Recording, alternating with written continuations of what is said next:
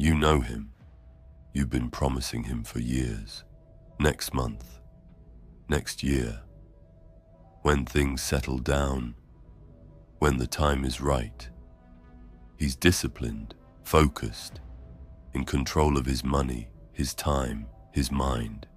He shows up. He doesn't make excuses. He's the man you always knew you could be. And somewhere in the back of your mind, you're starting to wonder if he's ever coming at all. Here's what nobody tells you. He's not coming. He's not a future version of you. He's the accumulated result of what you do today, and tomorrow, and every day after that. This video is about why he hasn't shown up yet, and what it's actually going to take. Here's the hard truth. The version of you that you keep promising isn't being delayed by your circumstances. He's being delayed by your daily decisions. Not the big ones, the small ones. The hour you gave to your phone instead of your craft. The morning you skipped because you didn't feel like it.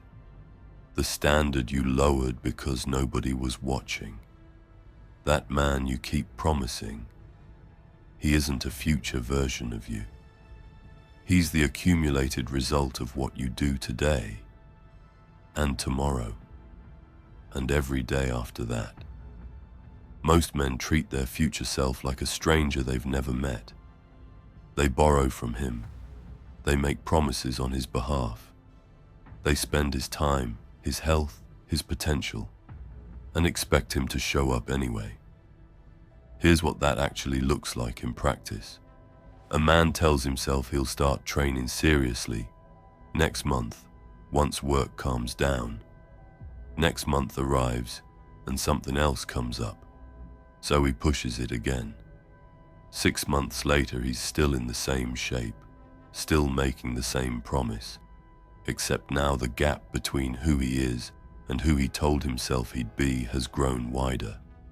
And with every broken promise, his belief in his own word, his trust in himself, erodes a little more. That erosion is the real damage, not the skipped workout, not the missed opportunity, the slow, quiet destruction of self-trust that happens every time you make a promise to yourself and don't keep it. Your future self is built in the present, or he isn't built at all. The gap between who you are and who you promise to become is not a mystery. It's a receipt.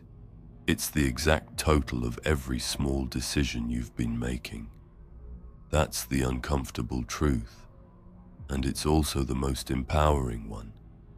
Because if your decisions created the gap, your decisions can close it. The man you're becoming doesn't negotiate. He doesn't wake up and debate whether today is a good day to be disciplined. He doesn't check his mood before deciding if he'll do the work. He already decided. The decision was made when he chose who he was going to be. Most men negotiate with themselves constantly. They make deals. They set conditions. I'll start on Monday. I'll go hard next month. I'll be serious when life slows down. Here's what that negotiation actually costs. Every time you negotiate with yourself and lose, you teach yourself that your standards are flexible, that your commitments are conditional, that the version of you with real discipline is theoretical, not real, and your subconscious keeps score. After enough losses, you stop believing your own word, and a man who doesn't believe his own word cannot build anything that lasts. Life never slows down. Monday becomes next Monday. The conditions never become perfect, and the man you promised never comes. Stop negotiating. The standard is the standard, regardless of how you feel, what happened today, or what's going on around you. Decide who you are. Then act from that identity, not from your mood. Non-negotiable means exactly that. Non-negotiable. Write down in detail who the man is that you're trying to become. Not vague, specific. What does he do in the morning? What does his body look like? How does he handle pressure? What does his financial situation look like? How do people feel when they're around him? What has he built?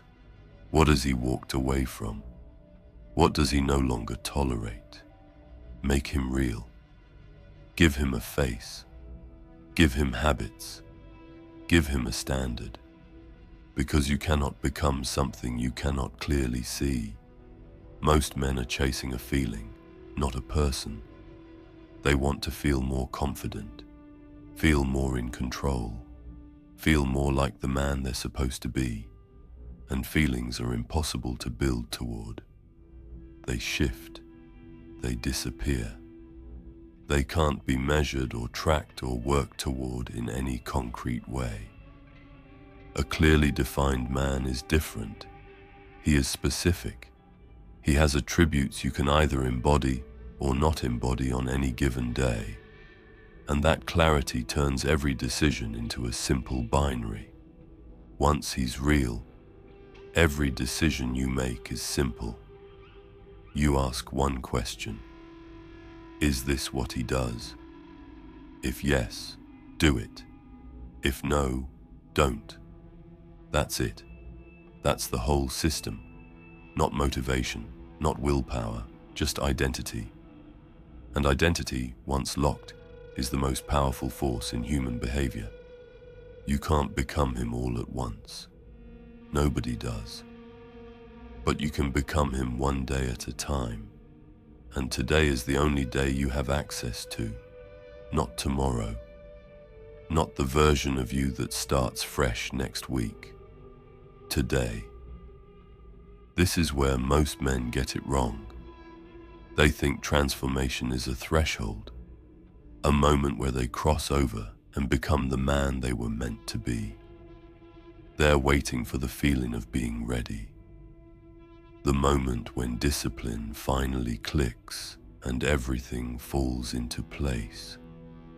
That moment doesn't exist. There is no threshold. There is only today, and then tomorrow, and then the day after that. The men who actually become who they promise to be don't do it through some dramatic transformation. They do it through relentless ordinary days, stacked on top of each other, until the person they were becoming is simply the person they are. Think about what that actually looks like. A man wakes up and does the work, not because he feels like it, but because it's who he is. He does it again the next day, and the next, and slowly, so slowly that he barely notices. The gap between who he is and who he promised to become starts to close. Not because of one big moment, because of 1,000 small ones. Win today. That is the only assignment. Not the week, not the month, not the year. Win today, then win tomorrow.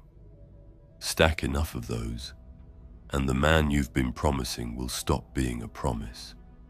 He'll just be you.